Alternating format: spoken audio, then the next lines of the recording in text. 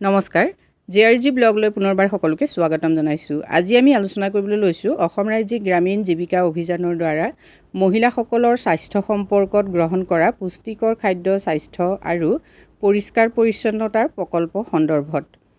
বিশেষকৈ food nutrition health and ৱাষ্ট যিটো অভিযান সেই অভিযানক আগবঢ়াই নিবৰ বাবে বিশেষকৈ অসম ৰাজ্যিক গ্ৰামীণ জীৱিকা নিৰ্বাহ অভিযানে যি কাৰ্যসূচী গ্ৰহণ কৰিছে বা সেই কাৰ্যসূচীৰ বিষয়বস্তু কি সেই সম্পৰ্কে আমি আলোচনা কৰিম আজি ভিডিঅ'টোত।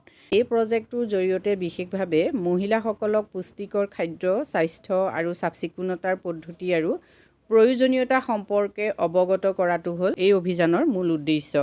যিহেতু সঠিক পৰিমাণত সঠিকভাৱে খাদ্য গ্ৰহণেই হ'ল উন্নত স্বাস্থ্যৰ মূল চাবিকাঠি। আমি সাধাৰণতে যিবিলাক খাদ্য গ্ৰহণ কৰোঁ সেই খাদ্যই আমাক শক্তি প্ৰ'টিন আৱশ্যকীয় চৰ্বি ভিটামিন আৰু খনিজ দ্ৰব্যসমূহ যোগান ধৰে। তাৰ ফলতে আমি সুস্বাস্থ্যৰ অধিকাৰী হৈ থাকোঁ। এতিয়া স্বাস্থ্যৱান হ'বলৈ সঠিকভাৱে পৰিপুষ্টি লাভ কৰিবলৈ আমি সঠিক পৰিমাণত খাদ্য গ্ৰহণ কৰিব লাগিব। উন্নত স্বাস্থ্য মানে সফল জীৱন সুখী জীৱন। পুষ্টিকৰ খাদ্যৰ অভাৱত খাদ্যজনিত বহুবোৰ ৰোগ হোৱা দেখা যায়। পুষ্টিহীনতাত ভোগা লোকৰ সংখ্যা সাধাৰণতে অসমত যথেষ্ট বেছি হয়। বিশেষকৈ যোৱাটো দশকত ইয়াৰ সংখ্যা কিছু পৰিমাণে কমিছে যদিও এতিয়াও উদ্বেগজনকভাৱে অসমত পুষ্টিহীনতাত ভোগা লোকৰ সংখ্যা যথেষ্ট বেছি। ইয়াৰ ফলত যুৱতী মহিলা আৰু শিশুসকল বিশেষকৈ অনুসূচিত জাতি জনজাতিৰ লোক চাহ বাগানৰ লোক বা সংখ্যালঘুসকলৰ লগতে অৰ্থনৈতিকভাৱে দুৰ্বল লোকসকলৰ কি হৈছে স্বাস্থ্যৰ অৱনতি ঘটে। এতিয়া পুষ্টিকৰ খাদ্যৰ অভাৱত কিশোৰী যুৱতী বাল্য বিবাহ উপযুক্ত বয়সৰ আগতে কেইবাটাও সন্তানৰ মাতৃ হোৱা আদিবোৰ কাৰণত কি হৈছে 30% অধিক শিশুৰ ওজন জন্মতে কম হোৱা দেখা যায়।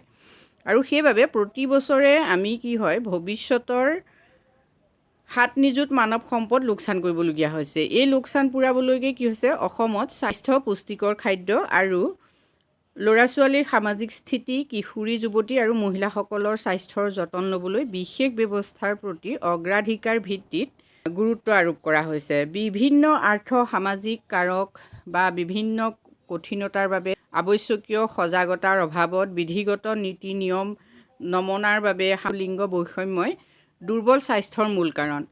এই যিখিনি কাৰণ ইতিমধ্যে কোৱা হৈছে এই কাৰণবোৰৰ লগত পুষ্টিকৰ খাদ্য স্বাস্থ্য আৰু চাফ চিকুণতাৰ ঘনিষ্ঠ সম্বন্ধ আছে।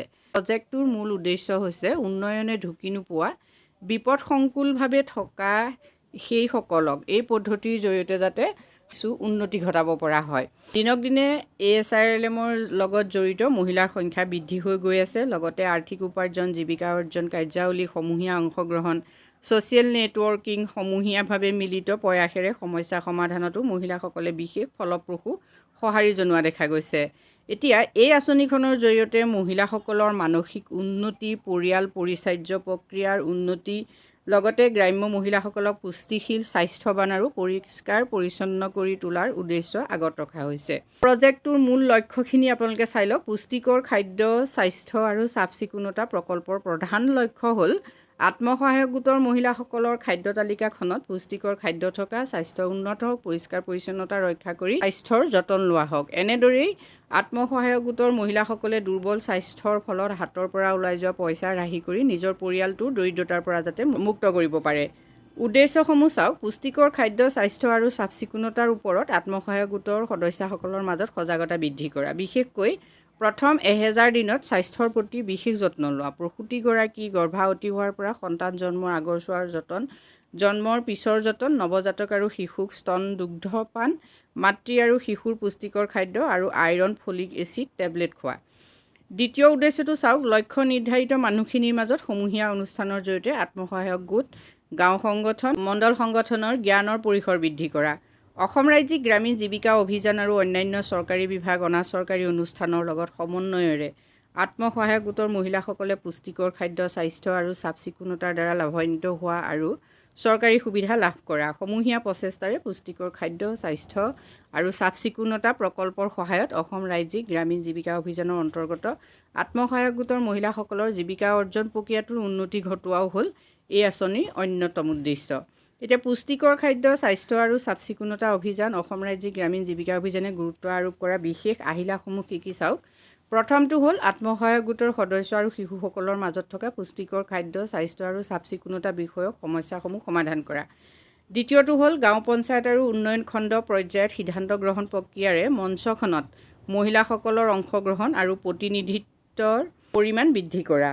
তৃতীয়টো হ'ল আত্মসহায়ক গোটৰ সদস্যসকলৰ মাজত পুষ্টিকৰ খাদ্য, স্বাস্থ্য আৰু চাফ-চিকুণতা বিষয়ক শিক্ষণত উদগনি যোগোৱা। এতিয়া লক্ষ্য নিৰ্ধাৰিত গোটসমূহ কি আপোনালোকে চাই লওক। পুষ্টিকৰ খাদ্য, স্বাস্থ্য আৰু চাফ-চিকুণতা বিষয়ক সংহত প্ৰকল্পৰ দ্বাৰা নিৰ্দিষ্ট ভৌগোলিক সীমাৰ আত্মসহায়ক গোট আৰু গোটৰ পৰিয়ালসমূহক সামৰিব খোজা হৈছে। তাৰ ভিতৰত তলত উল্লেখ কৰা গোটসমূহত অত্যাধিক অধিকাৰ প্ৰদান কৰা হৈছে। প্ৰথমটো হ'ল গৰ্ভৱতী মহিলা, দ্বিতীয়তে হ'ল সন্তানক স্তন দুগ্ধ পান কৰাই থকা মহিলা, কিশোৰী, চতুৰ্থত হ'ল মহিলা আৰু সন্তান জন্ম দিয়া মহিলাসকল, মাহেকীয়া নোহোৱা আৰু বয়সীয়াল মহিলাসকল। FNHW এই যিটো প্ৰজেক্ট, এই প্ৰজেক্টটোৰ জৰিয়তে ASRLM কি লক্ষ্য নিৰ্ধাৰণ কৰিছে, কাক বিশেষকৈ গুৰুত্ব দিছে, সেই কথাটো আপোনালোকে গম পাইছে। এতিয়া আপোনাৰ অঞ্চলত এনেধৰণৰ অনুষ্ঠান হৈছেনে নাই, প্ৰথমতে আপুনি সেইটো খবৰ কৰক।